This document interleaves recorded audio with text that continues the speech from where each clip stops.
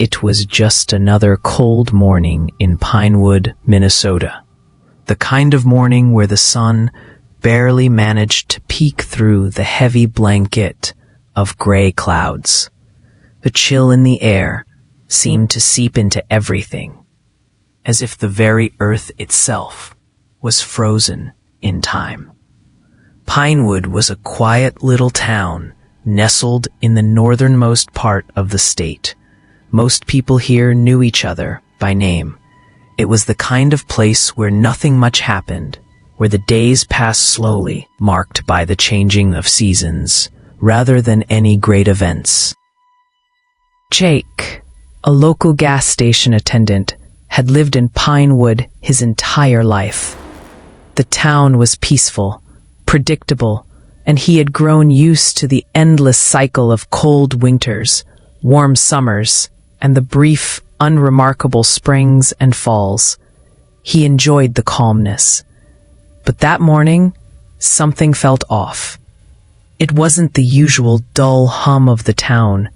It was something more subtle, more sinister. The fog that crept through the streets, covering everything in a soft, eerie blanket, had an unnatural feel to it. It wasn't the kind of fog Pinewood usually got, the one that rolled in from the river and dissipated by mid-morning. This fog seemed to linger, thick and unmoving, as if it was waiting for something. Jake pushed the thought to the back of his mind. It was just the weather. Maybe it was just one of those strange days. But as he stood in the parking lot of the gas station, his eyes scanning the horizon, something caught his attention. Mark, his best friend, was walking down the street toward him. Mark had been acting strange the past few days, and it wasn't just the usual mood swings or hangovers. Something was off about him. He hadn't been himself for a while now. Jake waved his hand in greeting, but Mark didn't wave back. Instead, he just stared at him.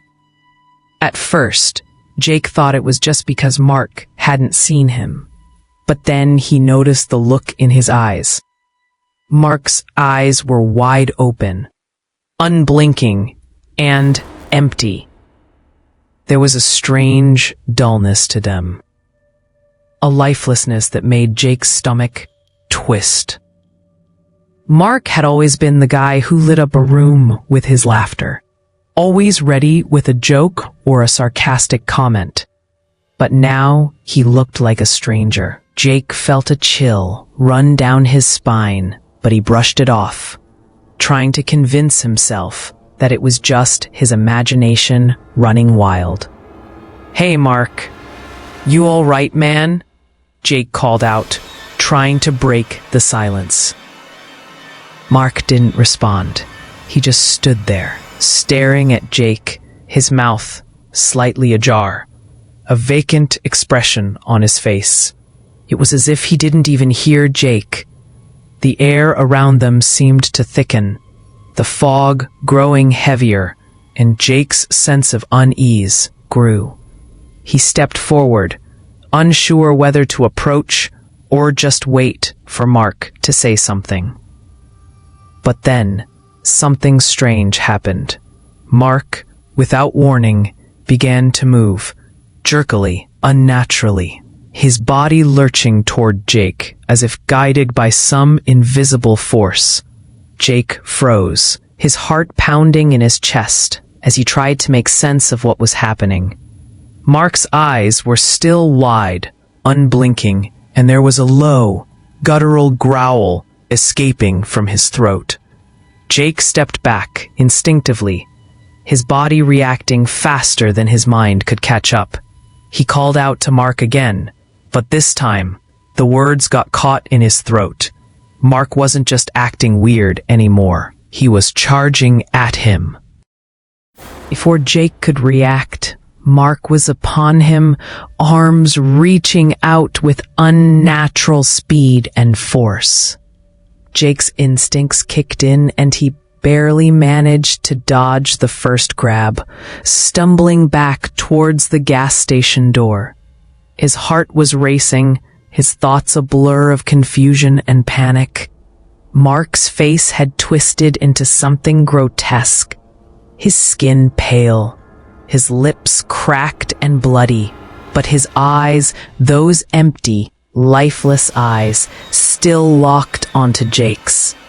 "Mark, stop," Jake shouted. But his voice was drowned out by the primal growl that Mark now emitted. There was no sign of recognition in Mark's face. There was no sign of the friend Jake had known for years. It was as if he was no longer human, just some kind of monster.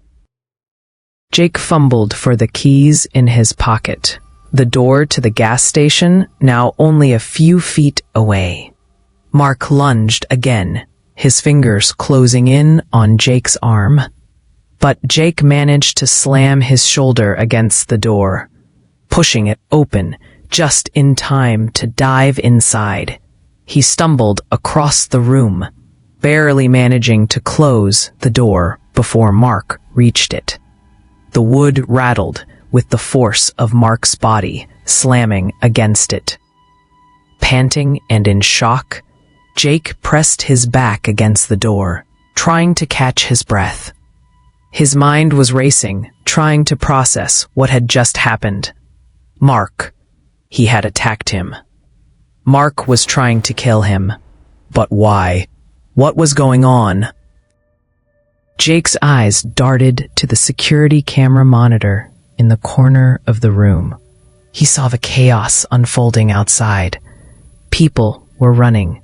Some were screaming. Others were stumbling as if in a daze.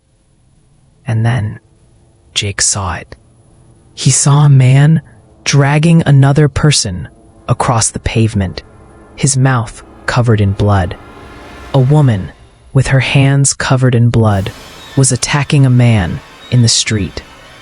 It was a scene straight out of a nightmare. The town was descending into madness. Jake backed away from the door, his mind racing to make sense of it all. Was this some kind of outbreak? An illness? No, this was something worse. This was something he couldn't explain. The first bite had happened, and there would be more. His heart hammered in his chest as the realization hit him. This was no accident. Something had started in Pinewood. Something that was spreading fast, and whatever it was going to destroy everything. There would be no more calm, no more peace. Pinewood was no longer the sleepy little town it once was. It was now ground zero for something much, much darker. Jake's hands trembled as he grabbed his phone, trying to call for help. But the line was dead. The signal had been cut off. No one was coming.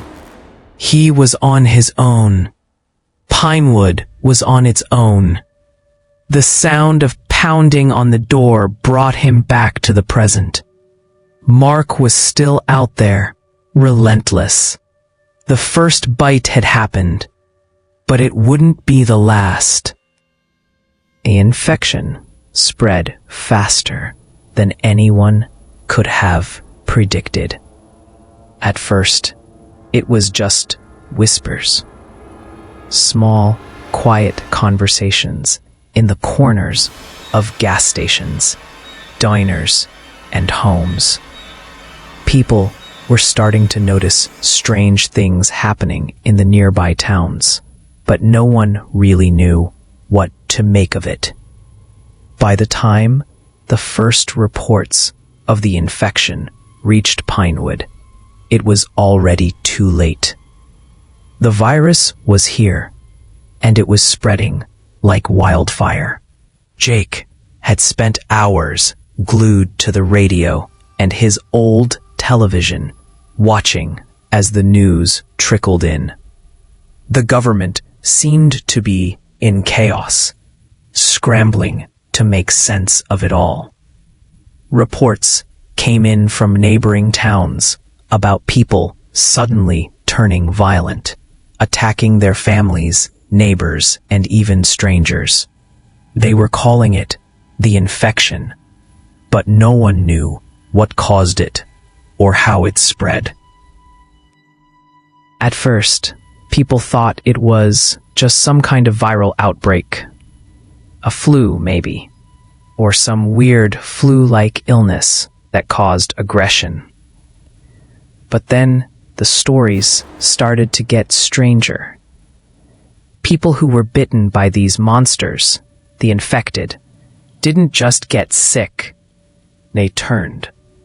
Within hours, they lost all control of themselves. Their eyes went vacant, and their bodies turned into something monstrous, consumed by a need to feed.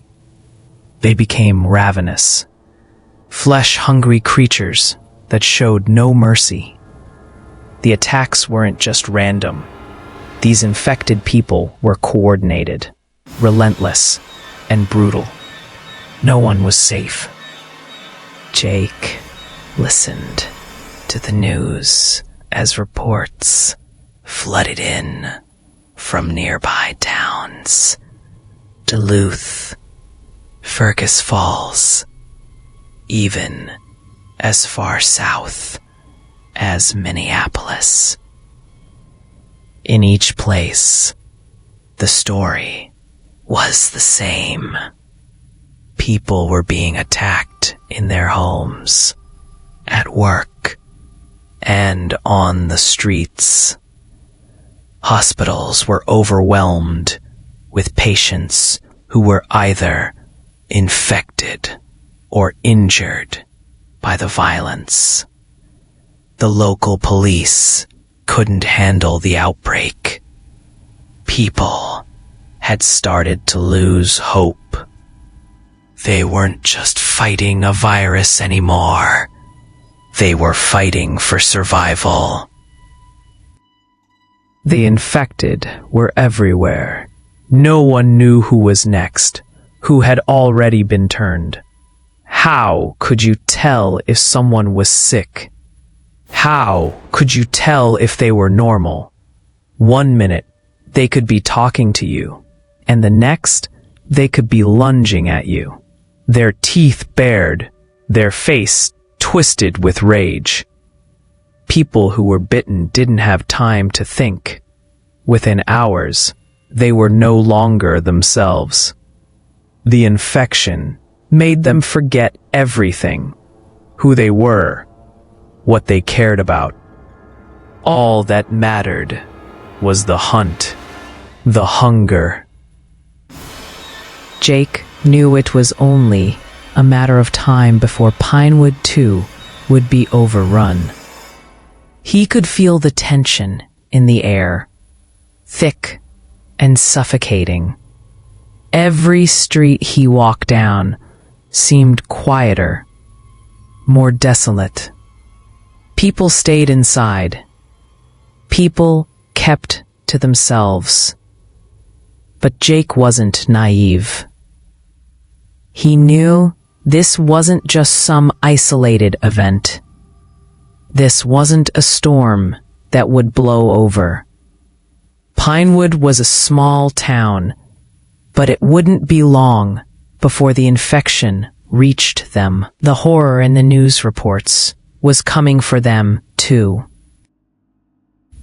The local authorities had done little to prepare for what was happening. Others grabbed whatever weapons they could find, preparing for the worst, but Jake knew it wouldn't be enough. This wasn't something you could fight with a baseball bat or a shotgun. This was an infection, and it was spreading faster than anyone could keep up with. Jake had seen the writing on the wall. He couldn't stay here. It was only a matter of time before the town was overrun. The infection would find its way here. He knew it. People who had been fine yesterday would turn today. And tomorrow, they'd be the ones chasing him down. It wasn't a question of if anymore. It was a question of when. And Jake was not about to wait around to see if he'd become one of them. That night, after everything had quieted down, Jake packed what he could. It was a frantic, rushed process. He grabbed a backpack, threw in some basic supplies, canned food, a few bottles of water, a flashlight, and a first aid kit. He didn't have much time to think. There was no time to grab things he'd normally want to take. Pictures, clothes, his old guitar. It all seemed so trivial in the face of what was happening. He didn't even think about telling anyone goodbye. Jake didn't want to make it emotional. He didn't want to draw attention. The more people knew, the more dangerous it would be for him. Pinewood had always been a tight-knit town, but it wasn't the kind of place where people understood running away from your home. He knew they'd try to stop him if they knew what he was planning. But Jake couldn't stick around. Pinewood was done for. And if he didn't leave now, he might never get the chance. He grabbed his old hunting knife, the one his father had given him when he was just a kid. It was a practical thing, something that could help him survive, but also something that reminded him of a time when life was simpler. It was ironic how much life had changed since then, how much danger was just waiting to pounce. Jake took one last look at his small house, the one he'd lived in all his life. It wasn't much, but it was home. He remembered the warm nights spent watching TV, the laughter shared over dinner, the quiet mornings with a hot cup of coffee. But now, everything felt wrong. The house was empty, and the world outside felt foreign, terrifying. He closed the door behind him quietly, knowing that he wouldn't be back. He walked out into the night, the cold air biting at his skin. The fog that had rolled into town was thick, and it made everything feel like a dream, or maybe a nightmare. He wasn't sure. It felt like the end of the world. The streets of Pinewood were eerily silent as he made his way through the town. There were no cars parked along the streets, no lights on in the windows. People were hiding. Everyone had already fled or locked themselves inside. But Jake couldn't just sit and wait for death. He had to go. He had to survive. He made his way out of town, his heart pounding in his chest as he stepped onto the road leading north. Pinewood was behind him now, and ahead lay the unknown. There were no guarantees. There was no plan.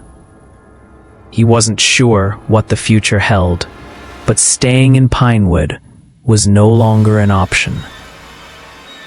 Jake kept walking, knowing that whatever happened next, it was up to him to survive. He couldn't help but feel a deep, gnawing fear. Fear of what lay ahead, and fear of what he was leaving behind. Pinewood was falling, and no one could save it now. It was every man for himself. Jake had barely taken more than a few steps out of Pinewood when he heard the sound of footsteps crunching through the leaves behind him. He froze, his body stiffened, and his hand instinctively went to the hunting knife at his side. His heart raced. Was it a zombie? Had he been followed? The fear was so intense that for a moment, he couldn't breathe. Every instinct told him to run, but something held him in place. Then, out of the dense trees, emerged a figure, a woman. Her clothes were torn, and her face was covered in dirt and blood. But she wasn't one of them. She wasn't a zombie. She was human, and she looked just as terrified as he felt. "Who are you?" Jake asked, his voice shaky but firm, gripping his knife tightly. He didn't know whether to trust her, but in this world, everyone was a threat until proven otherwise.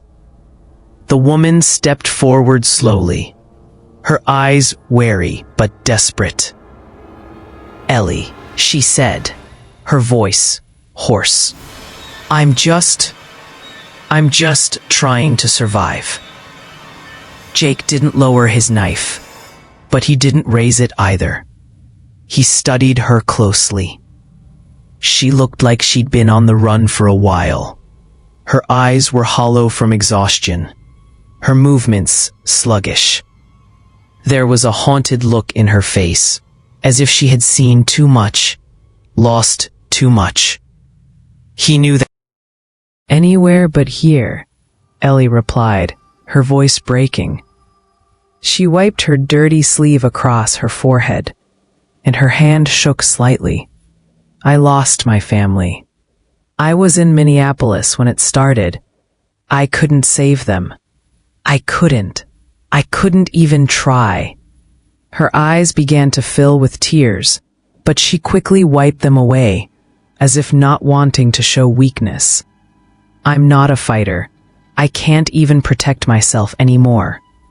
Jake softened. He wasn't much of a fighter either. Not in this world, not against the infected. But the world had changed. The rules had changed. You didn't survive by being weak. You survived by doing what you had to. And Ellie wasn't stupid. She was trying to do what she had to as well. "I'm heading north," Jake said, trying to sound confident, even though the uncertainty in his voice made him sound like a liar. "There's got to be some kind of shelter up there. Maybe a safe zone." "That." Ellie nodded slowly, her eyes scanning the woods around them, the tension in her body telling Jake that she was just as on edge as he was. "I heard rumors," she said, her voice a little more steady now, "of a military camp to the north. It's the only place people say is safe. But I haven't heard anything concrete. I'm just trying to make it, wherever it is. I have nowhere else to go." Jake thought about it for a moment. He knew the dangers of traveling with someone, but in this new world, he also knew the risks of being alone. There were far fewer people who were trustworthy, but the ones who were, well, they were valuable. Ellie seemed like someone who had lost everything. She wasn't a threat. She was just trying to survive, just like him. "I guess we'll travel together then," Jake said, taking a deep breath.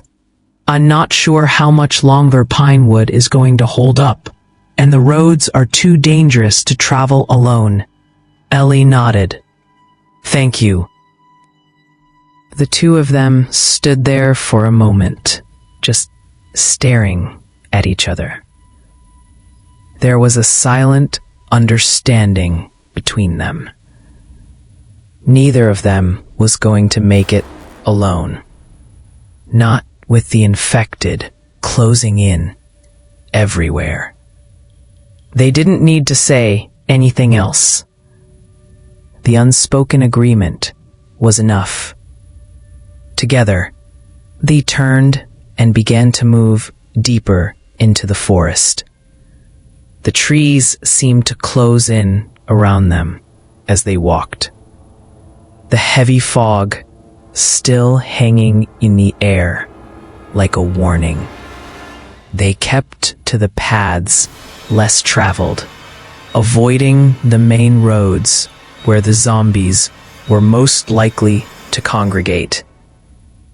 Every crack of a branch or rustle in the bushes sent them into a silent panic, both of them instinctively reaching for weapons that weren't there. They couldn't afford to make noise, couldn't afford to take chances. As the day wore on, the forest seemed to stretch endlessly in front of them. The dense trees, the thick underbrush, all of it felt like a maze. They could hardly see more than a few feet in front of them, and the fog seemed to swallow up every sound. Jake couldn't shake the feeling that they were being watched. He wasn't sure if it was just his paranoia, or if they were truly being hunted, but every rustle of the wind, every distant creak of the trees made him jump. Hours turned into days, and with each step they took, the weight of what they were doing began to settle in. They were no longer just running from danger. They were living in it. Ellie and Jake didn't speak much at first. They didn't need to. They both knew what the other was feeling. Fear, loss, exhaustion, the drive to survive. They scavenged what they could. Cans of food, bottles of water, whatever they could find in abandoned homes, empty cabins, or along the side of the road. There was little left now, but the scraps they gathered kept them going. At night, they huddled together for warmth, using whatever scraps of clothing they could find. The cold wasn't as much of a problem as the constant vigilance. They had to stay alert, always watching for any sign of movement. Ellie would tell stories about her family, about her little brother, Sam, and how they used to play in the backyard when they were kids. Jake listened, but each story felt like a weight on his heart. He couldn't imagine what it must have been like for her, losing everyone. But there was no time for mourning now. They couldn't afford to let grief consume them, not when the undead were out there, waiting for any sign of weakness. On the third night, Ellie told Jake about how she had barely escaped the first wave of zombies in Minneapolis. She had been visiting her parents when the infection hit, and they didn't know what it was at first. They thought it was just some flu, something mild. But then, as the people around them began to change, twisting into crazed monsters, they realized it was something far worse. She hadn't been able to save her parents. By the time she had gotten out, they were already gone. Jake didn't share his own story. He couldn't. He didn't have the words. He'd lost his family too, but talking about it wouldn't change anything. It wouldn't bring them back. Despite their shared silence, Ellie's presence was a comfort. There was a quiet understanding between them. Neither of them was really alone anymore. They both had scars. Both had lost everything. But now they had each other. And that was something. The fear, though, never left.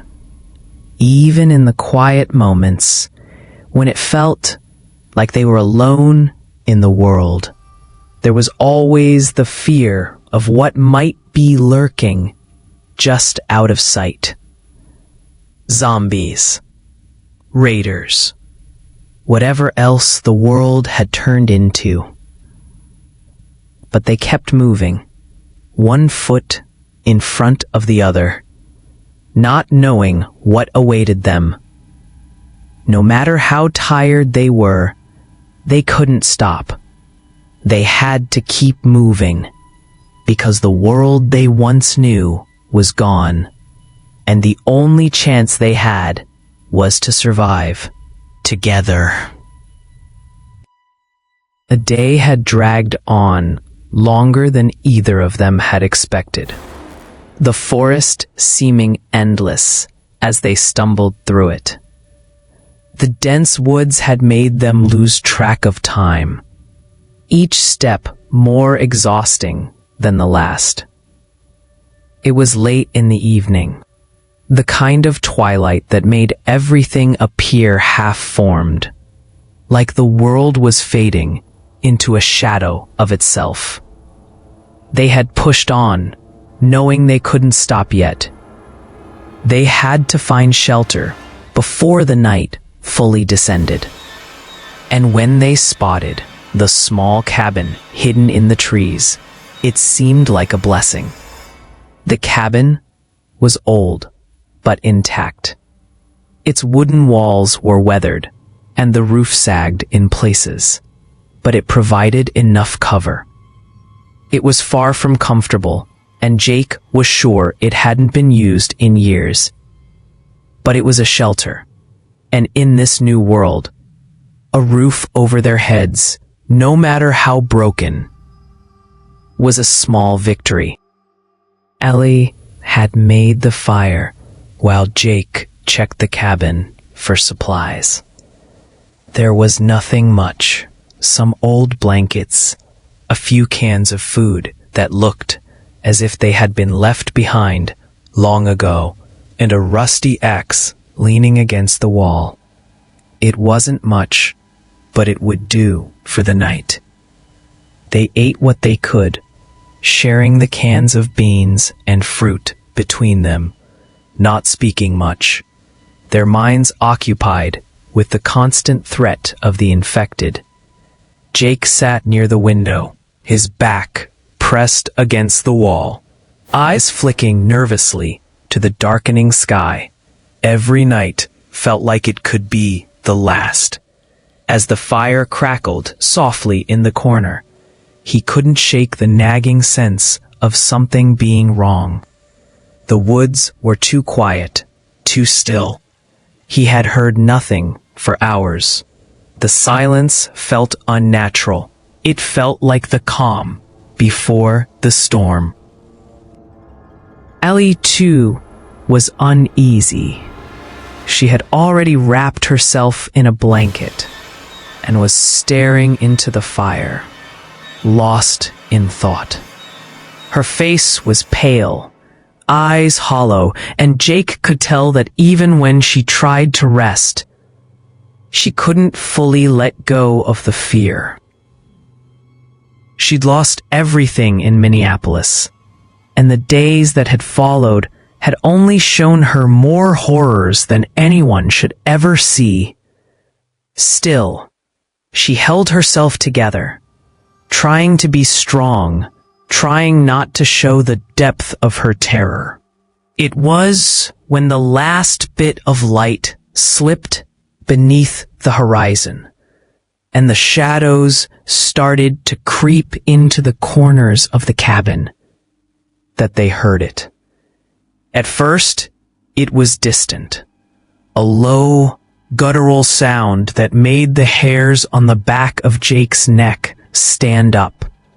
He frowned, listening carefully. It almost sounded like growling.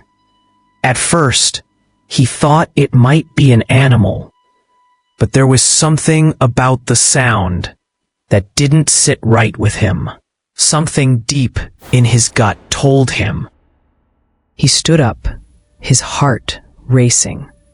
The growls seemed to get louder, closer. He motioned to Ellie, his finger pressed to his lips, signaling for her to stay quiet. He crept toward the window, slowly pushing the curtain aside, just enough to get a glimpse outside. The sight that greeted him sent a jolt of pure panic through his veins. They were coming from the woods, hundreds of them. Their eyes glowed in the dark, faintly illuminated by the pale light of the moon. They were like shadows, shuffling, moving with terrifying purpose. Zombies, a horde, coming straight toward the cabin. Jake's heart pounded, his breath catching in his throat. There was no mistaking it. They were too many to count, their grotesque forms stumbling through the trees, swarming toward them with terrifying precision. He could hear the moans now, louder than before, a chilling chorus of the undead that echoed through the woods. Ellie had gotten up by now, her eyes wide, filled with the same terror Jake could feel clawing at him. She was frozen in place, unable to comprehend the magnitude of what was happening. But Jake didn't have time to explain. He could see the zombies closing in, drawn to the cabin by some unseen force. The fire, the smell of food, everything about this cabin screamed safe haven, but in reality, it was anything but. They had unwittingly stumbled right into the heart of danger. "We need to go! Now!" Jake shouted, his voice hoarse with panic. He grabbed Ellie's hand without hesitation, pulling her toward the back door. There was no time for anything else. They couldn't waste a second. They couldn't risk getting trapped inside. The door creaked as Jake swung it open, the sound slicing through the tension in the air like a knife. The cold night air rushed in, and Jake didn't look back. He shoved Ellie through the doorway first, his eyes darting to the windows, where the figures of the zombies were becoming clearer with each passing second. Their grotesque faces were twisted in hunger, their clothes shredded, and their movements jerky and unnatural. They were closing in too fast, and every second they stayed put was a second too long. They bolted into the night, running into the trees, their breath coming in ragged gasps. The sound of their feet crunching through the underbrush seemed deafening in the silence. But Jake didn't dare slow down to check if they were being followed. He could feel Ellie's hand in his, the only thing tethering him to reality as their bodies surged forward, desperate to put as much distance between themselves and the cabin as possible. The moon hung high above them, casting long shadows on the forest floor as they sprinted through the trees, their minds consumed by fear and adrenaline. They didn't know where they were going.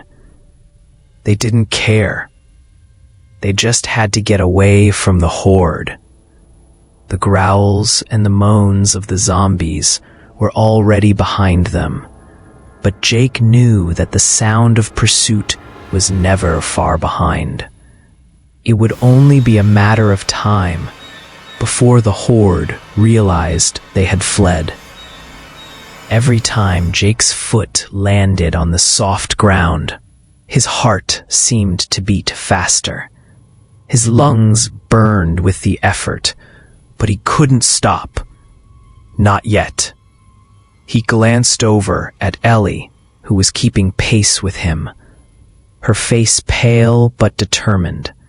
Her eyes were wide, her breath shallow, but there was a strength in her that Jake hadn't seen before. They were in this together, and together they might stand a chance. But the terror of the situation was too much. Every time Jake looked over his shoulder, he thought he saw shapes moving in the darkness. The zombies were relentless. The sound of their groaning grew fainter as they ran, but it wasn't enough to shake the terror gnawing at Jake's insides. They kept running, not daring to slow down, knowing that the moment they did, it could all be over. Their minds were numb, their bodies running on pure instinct. They had no idea where the horde was anymore, but they knew the forest was large, and if they could just find the right path, they might be able to lose them, at least for a little while. But with every step, Jake couldn't shake the feeling that they were being hunted. The darkness seemed to swallow them whole, and the rustling of the leaves underfoot only made them more paranoid. Every crack, every snap of a branch made them flinch. Every sound was amplified by the fear. Were they being followed? Or was it just the night playing tricks on them? They couldn't stop. They wouldn't stop. The horde was still out there. And if they stopped, they were as good as dead. Jake squeezed Ellie's hand, trying to reassure her. But he was just as scared as she was. They had no plan. They had no backup. All they had was each other. And that was enough to keep them going, one foot in front of the other, through the endless forest. The days were starting to blur together. It felt as if time had become irrelevant in this new, twisted world. The sun and moon were still there, but they didn't matter anymore. The only thing that mattered was surviving, and each day that they did felt like a small victory. But as the hours ticked by, Jake and Ellie knew that the threat was always there, lurking just beyond their reach. They couldn't afford to let their guard down, not for a second. The undead were closing in, more relentless than ever. Jake could hear them at night, the faint growls, the shuffling of feet through the brush, and the occasional low moan that sent a chill down his spine. It wasn't enough to draw attention, but it was enough to remind them of the constant danger. Every sound was amplified in the stillness of the forest, and every rustle of leaves or snap of a twig sent their hearts racing. They had learned to sleep in shifts, one always awake, keeping watch while the other rested. There was no choice. Sleep was a luxury they couldn't afford. If they dropped their guard, they would die. Despite the constant tension, they were becoming more resourceful. Ellie, for all her emotional wounds, was a quick learner. She had spent the last few days teaching herself how to set traps, using the remnants of old snares and wires she found in abandoned buildings. She had an uncanny ability to fashion something useful out of practically nothing. It gave Jake some hope. At least they were learning. At least they were adapting to this new world. He wasn't much of a hunter, but Ellie's traps, while crude, were effective. They'd caught small game, rabbits, squirrels, the occasional bird, which had kept them fed and alive. But those were small wins, and they couldn't afford to live on small wins for long.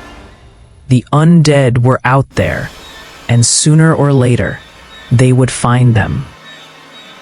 Jake's strength lay in scavenging. He had become an expert at finding food and supplies, even in the most unlikely places.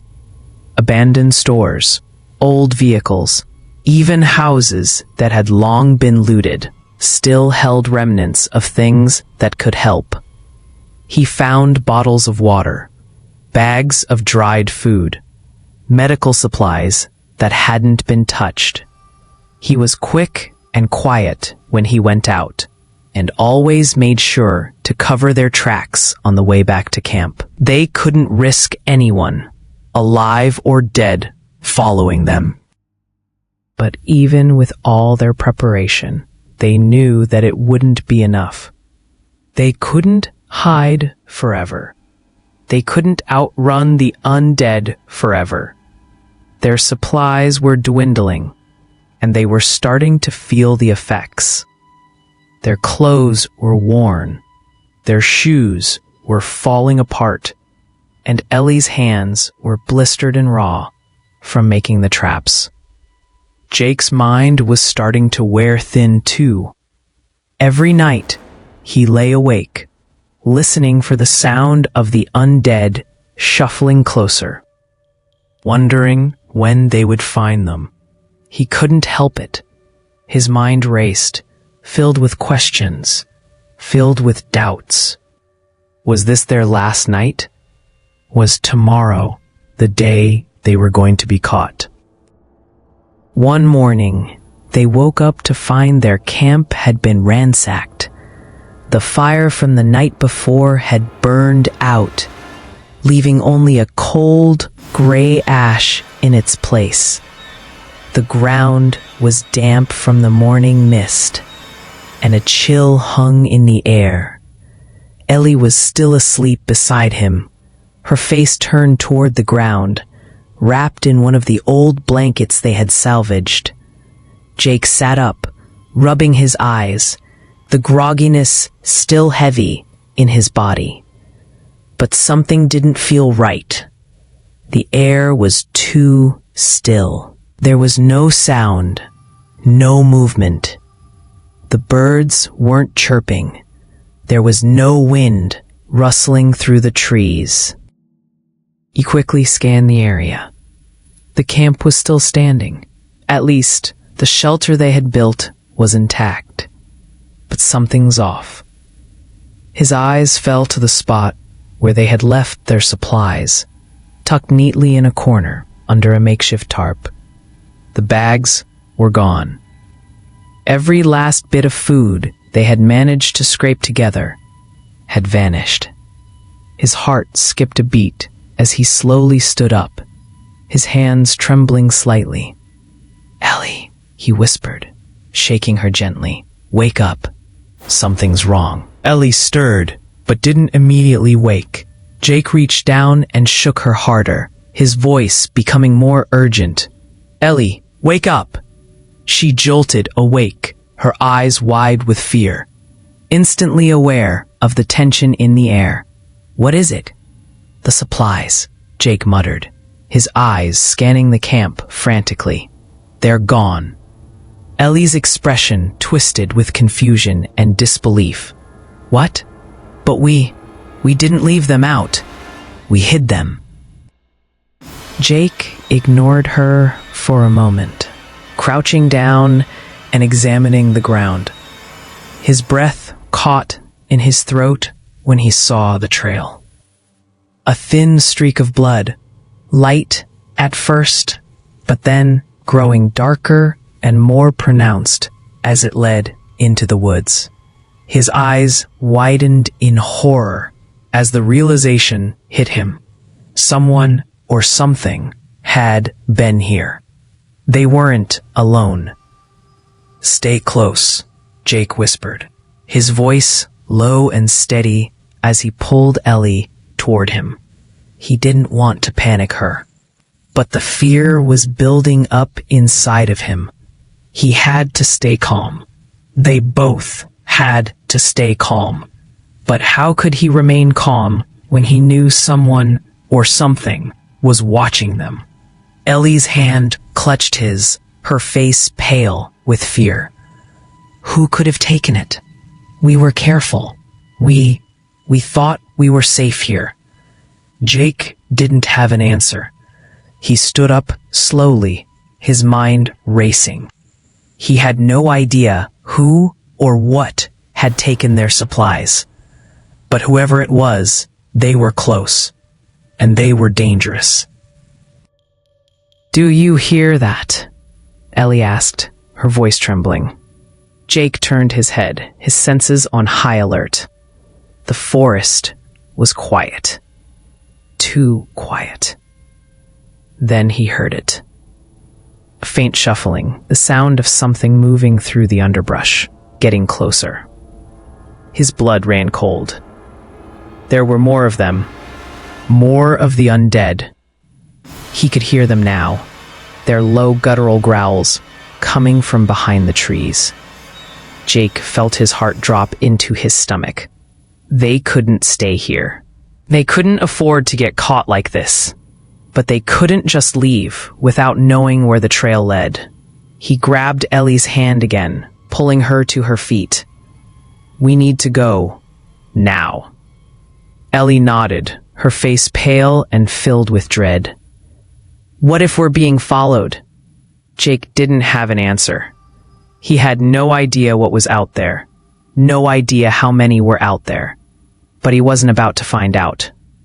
"We're going to keep moving. Don't stop, no matter what. Got it?" Ellie nodded again, her face set with grim determination. They weren't safe yet, and they might never be again. But they weren't going to give up. Not now. Not when they had made it this far. They took off into the woods, moving quickly, trying to follow the blood trail while staying as silent as possible. The sound of their footsteps seemed deafening in the silence, but they couldn't stop. They couldn't risk it. The undead were closing in fast, and they needed to stay one step ahead. Jake felt his chest tighten with fear, but also with something else. Something deep inside of him. This was it. This was the fight for survival. They had no choice but to keep going, no matter what. There was no turning back. The days had become colder as they pressed on. Each morning brought with it a heavier layer of frost on the ground, and the air felt sharper, cutting through their thin clothes like knives. The long, grueling march through the woods and over broken roads had worn them down. Jake and Ellie had always known the journey would be hard, but the weight of it was starting to crush their spirits. The silence of the woods, the constant threat of the undead, and the gnawing hunger in their stomachs all combined into a heavy feeling of hopelessness. Their supply of food was running low, and they were forced to ration what little they had left. The nights seemed to stretch on forever, longer than they had any right to be. They didn't talk much anymore. What was there to say? Words couldn't change their reality. Every night, they huddled together for warmth. Their eyes always darting to the shadows, listening for any sound that might mean danger. The terror they had felt at the beginning of their journey had long since turned into a cold, constant anxiety that gnawed at them both. Ellie had grown quieter, her eyes dull from exhaustion, the fire of hope she once carried slowly fading. Jake could see it, and it broke his heart.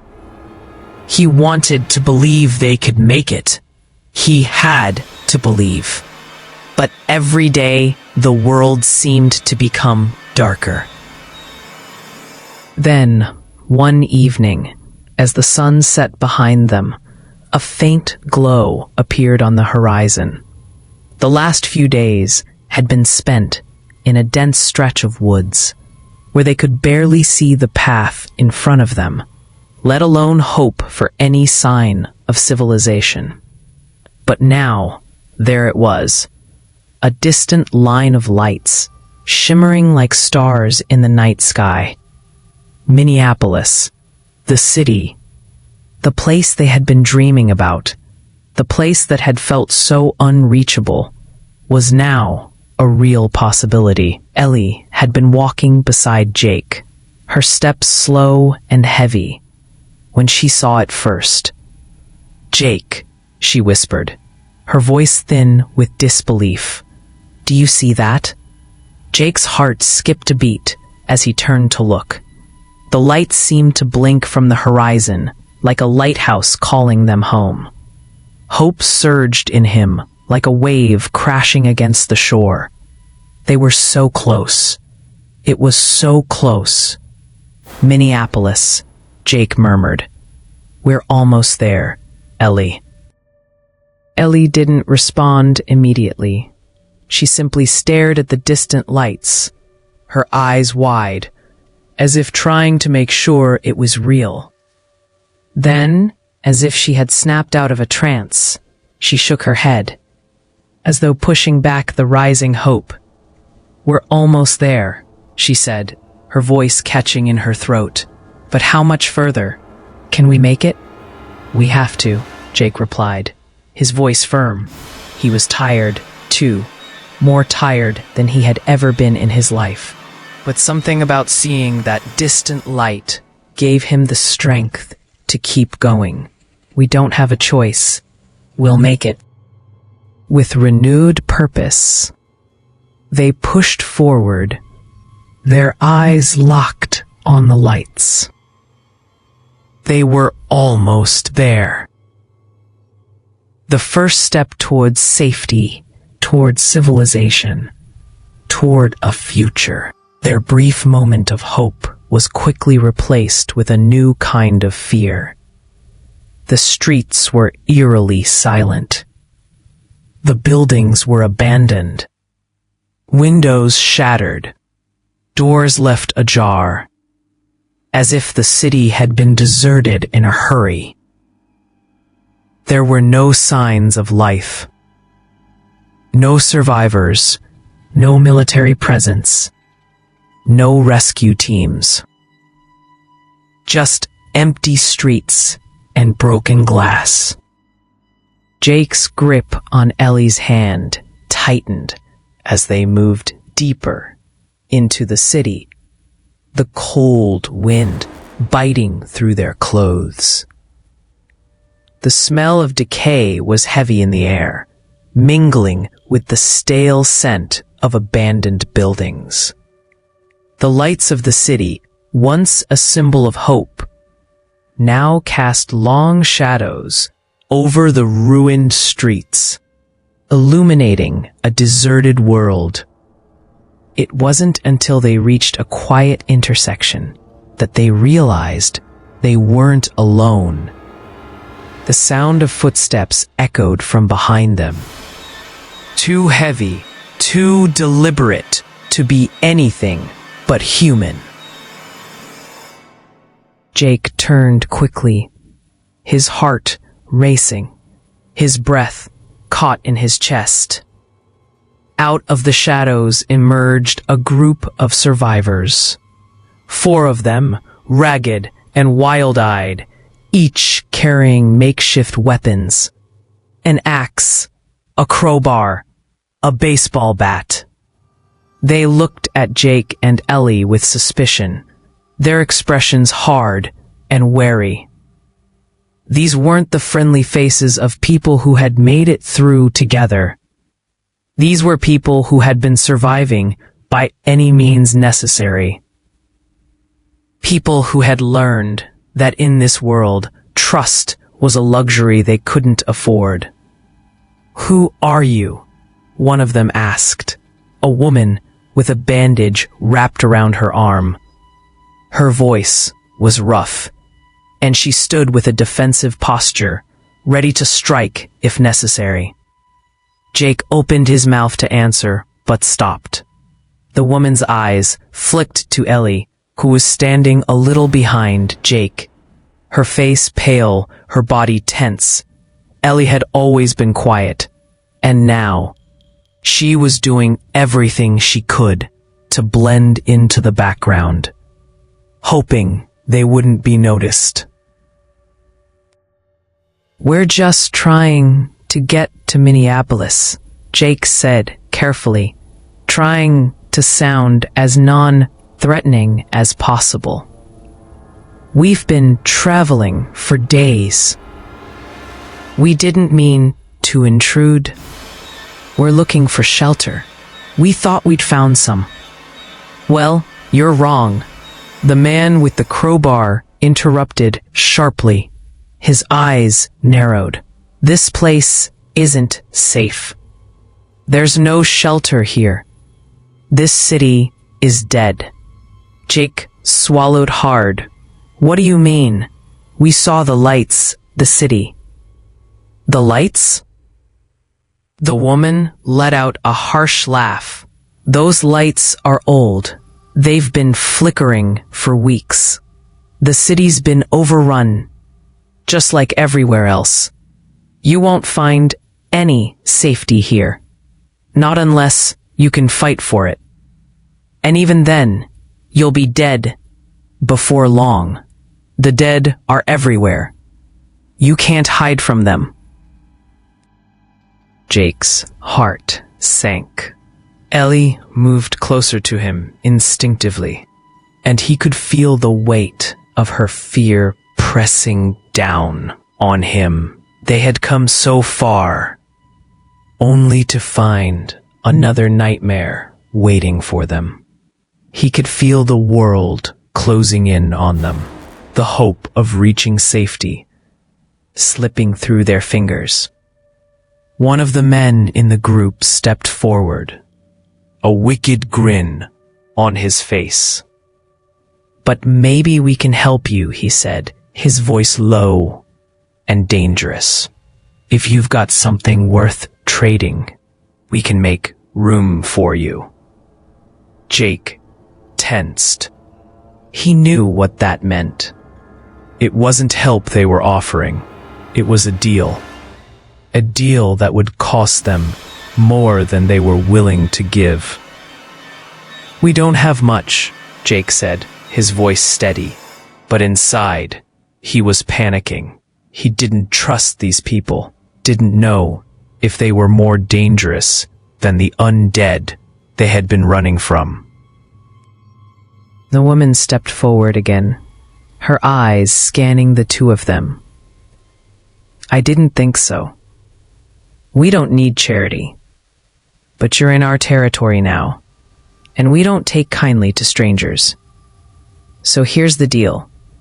You either give us something useful, or you move on. And if you're lucky, we won't leave you to the walkers." Jake's mind raced. This was a different kind of danger, a human danger, the kind he hadn't expected to face. But now he realized it was just as real, just as terrifying as the undead. Ellie gripped his hand tightly, her eyes wide with fear. They were stuck between a rock and a hard place, with no easy way out. He looked at the city again.